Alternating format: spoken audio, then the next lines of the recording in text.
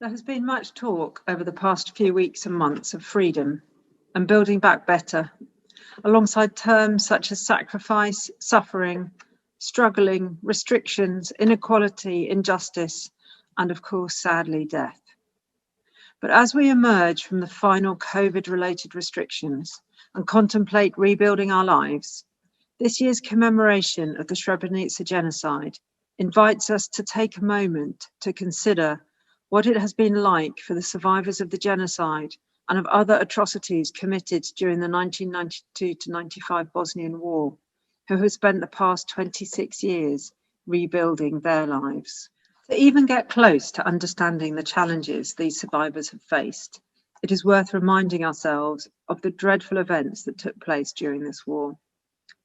Following the death of Marshal Tito in 1980 and the subsequent breakup of the former Yugoslavia, many of the former federal states became independent nations.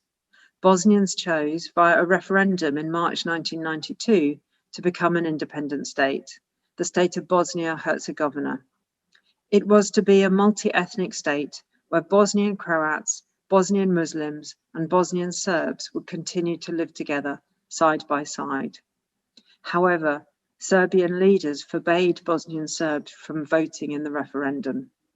Instead, these nationalistic leaders told the Serbs that they were entitled to and would have their own Serbian land.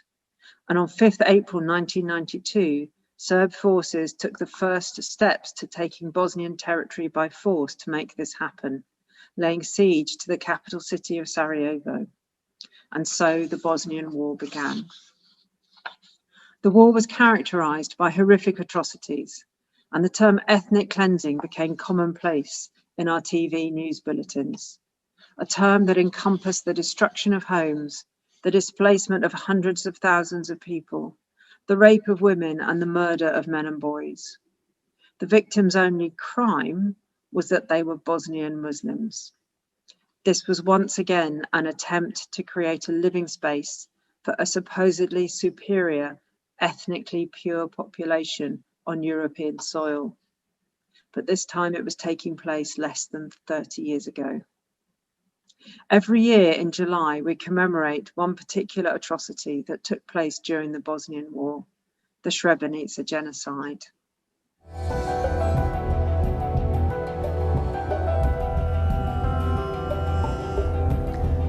July 1995. Tens of thousands of Bosnian Muslims had fled a Bosnian Serb army offensive and were under siege in Srebrenica, today's eastern Bosnia. The area was meant to be a UN safe zone and was protected by about 600 lightly armed Dutch peacekeepers. But on the 6th of July, the Bosnian Serb army began advancing, taking some peacekeepers hostage, and within days they'd entered Srebrenica itself. The Bosnian Serb army demanded that the Bosnian Muslim fighters hand over all their weapons in exchange for safety. They then took aside men aged between 12 and 77 for what they said would be interrogation. The first killings began just 2 days later. In all, over 8,000 Bosnian Muslims were killed in just 5 days. And over 23,000 women and children were forcibly deported, with reports of widespread torture and rape. Even now, 20 years on, victims are still being identified and reburied. Sadly, the Srebrenica genocide was not the only mass atrocity that took place during the Bosnian War. One picture captured the world's attention in 1992, when journalists Ed Vuliami and Penny Marshall visited Omarska and Tronjopolje concentration camps, where Bosnian Muslims from the region of Prijedor were being held, tortured, raped and murdered by Serb forces. 3,176 people were killed in this region alone. At the end of the war, Bosnia was divided by the 1995 Dayton Peace Accords into two areas, primarily along ethnic divisions. The Federation of Bosnia and Herzegovina, predominantly Bosnian Muslims and Croats, and the Republika Srpska, predominantly Serbians. Children are educated in separate schools according to their ethnicity, and the Republika and the Federation each have their own government, their own flag, their own president, parliament, and police force, even though they are part of the same country. Srebrenica and Prijedor are both located in the Republika Srpska. Survivors that return to their homes in Srebrenica and Prijedor report that they are not welcome, that Serbs are living in their houses, that they experience prejudice on a daily basis, and that the local authorities deny the genocide took place. We're going to hear now from a survivor from Prijedor, Subtin Music, who now works as a human rights activist. You will notice that he is wearing a white armband. This is to commemorate that on 31st of May 1992, Serb forces declared that all non-Serbs were required to wear white armbands and hang white sheets out of their houses so that they could be easily identified. Over the last 2 decades, I have become a political scientist, journalist, and a prominent and recognized human rights activist from Prijedor area. I have rebuilt my home. And my fight began with the collection of people remains, the bones of people killed in their gardens and buried in numerous mass graves and their honorable burials. And my first duty after my return was to take care of one of 8 cemeteries for the so far 3,176 registered innocent victims from Prijedor area. A number that wasn't big enough for the court in The Hague to categorize the events that took place in Prijedor as a genocide. Of the 3,176 killed, 256 of them are women and 102 of them have been children. On the 23rd of July 1992, it was later discovered that in one Thursday in my Zetsovin Charakovo only, 563 innocent civilians were being killed, including men, women, and children, and many my family members. I found my father's remains in a well in front of the house where he, along with 4 of his friends, were killed. And I immediately recognized him. His bones were in my jumper that he wore that morning when he went to work in the fields. In Bosnia, human rights are not respected, especially the rights of victims and their families. In Trnopolje concentration camp, where they were tortured and killed, including members of my family, a monument stands in honor of the fallen Serbian soldiers. Imagine a monument to a Nazi soldier somewhere in Auschwitz or Dachau. After the Holocaust, we swore that such things would never be allowed to happen again. We repeated never again for millions of times. However, we again witnessed concentration camps and mass graves in the heart of Europe at the end of 20th century in my Bosnia and Herzegovina. The sites of the camps and mass graves remain unmarked, with no monuments to honor the innocent people killed simply because they were different. Remembering them in Republika Srpska is officially forbidden. Omarska concentration camp is now, ladies and gentlemen, owned by the British company Arcelormittal Steel. And every year we need to put a request to the management of the company to be allowed entry into the former camp to pay respects and tributes to the murdered members of our families. The Arcelormittal Orbit that stands in front of the Olympic Stadium in London, creation of British very famous artist Anish Kapoor, was built for the 2012 Olympic Games. The sculpture is made with steel and materials from Omarska, an area covered in mass graves. And this is our memorial in exile in United Kingdom. Subdin and his fellow survivors from Prijedor clearly face many challenges in rebuilding their lives.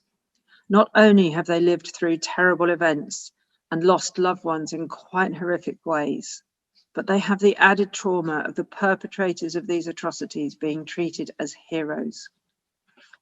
Another survivor from Prijedor, Nusreta Sivac, is a judge. She was interned in a Omarska camp where she was raped and bore witness to other atrocities. These are her words. I returned to Prijedor some 15 years ago. It is difficult to come back. There is discrimination against returnees. I wasn't able to get my old job back. A former co-worker had taken my apartment, so I had to fight to get him out. When people realized I was back to stay, I came home one night to find Omarska spray painted on my door. One day I was walking down the street in Prijedor and saw one of the guards that I testified against. He had been released, having served 2/3 of his sentence. We stared at each other. He was the first to look away. But alongside these challenges, there are some small seeds of hope planted by brave and committed individuals who work tirelessly to rebuild lives through building peace. Here's another survivor from Prijedor discussing his work. My name is Kamal Pervilic. I'm the founder of Most Mira. It's a registered charity in England and Wales and here in Bosnia. And Most Mira means a bridge of peace. We are bringing together children and young people from divided communities in the Prijedor region of northwestern Bosnia. I was born into a peaceful time, and I could never imagine that one day this place would become ravaged by war, that neighbor would turn against neighbor. Unfortunately, this is what happened in 1992, with hundreds of people being killed on their doorstep, and thousands of others, including myself, ended up in being taken to concentration camps, where one of my favorite teachers became my torturer and interrogator. The war destroyed peace. It destroyed the normal society so quickly that reconciliation and peace building are going to take decades and many generations. In the absence of any will by the politicians to address these key issues of post-war peace building, the bulk of reconciliation work is left to the grassroots NGOs such as Most Mira.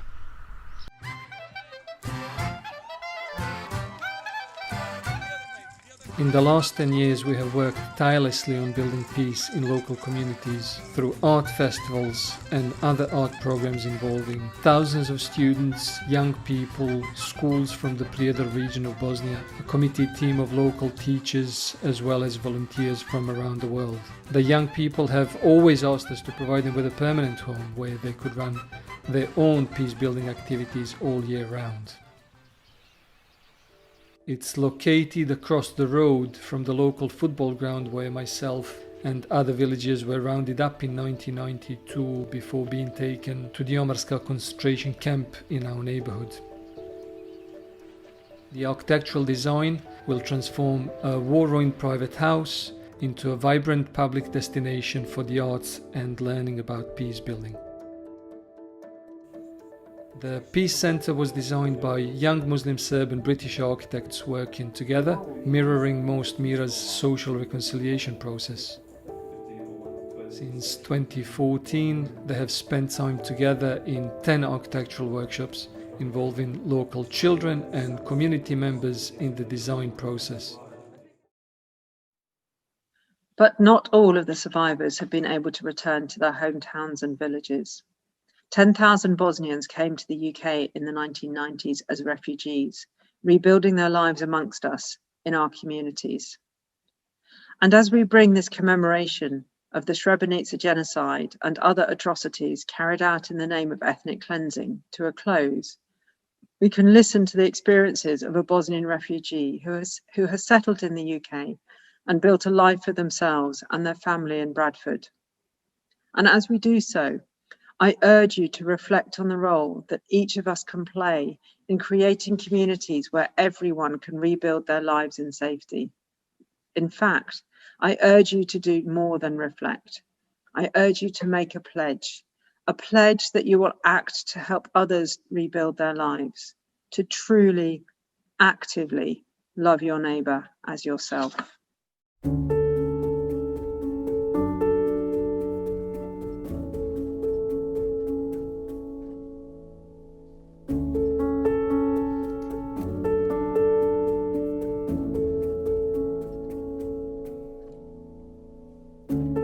I was born and grew up in northwestern part of Bosnia. I was born in Bihać and we lived in the town of Bosanski Petrovac. In the 80s, life was peaceful. I was quite ignorant to what was going on politically within the country, trying to plan my sort of education and what to do with my studies.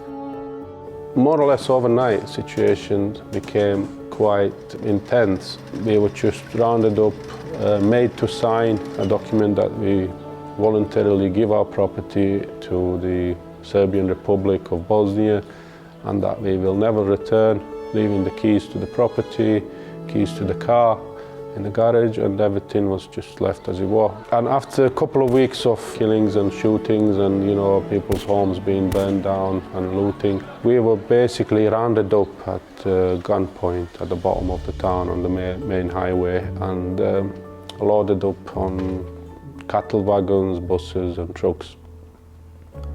As we were leaving the town, as a final send-off, the local Serbs, they've lined up the side of the road with machine guns and they've opened fire on the lorries with canvas, and the people inside were literally pushed together. So one bullet would just kill one person and they would hit somebody in a leg and then go through someone else. I think about 15 died.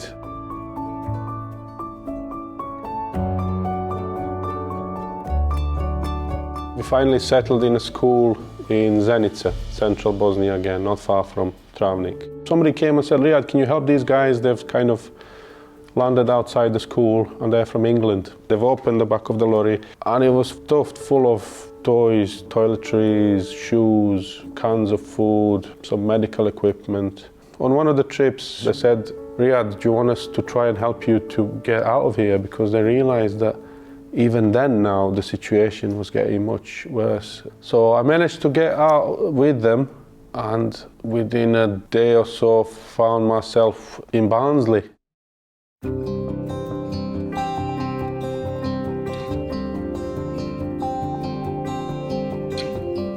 We basically started from nothing.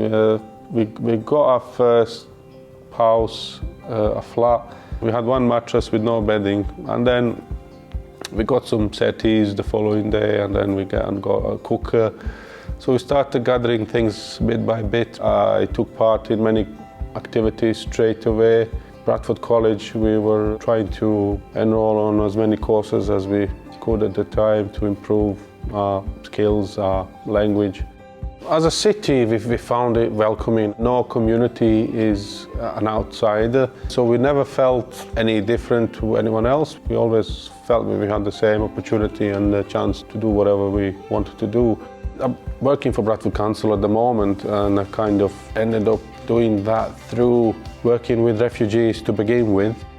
I think Bradford has experience of welcoming new communities going back centuries, welcoming refugees from Europe, even in recent years, refugees from Africa and from the Middle East. So all that gives it that feeling that no community is an outsider, so everyone seems to be sort of managing well together. It's difficult for anyone that hasn't lived through it to grasp the extreme human emotions and conflict of that nature. Obviously our lives are here, our jobs and everything else. Our kids are born here and they attend schools here. But going back, it kind of brings different kind of memories of us growing up, of happy childhood, friends and relatives back home. In a sense, I'd say that both are our homes.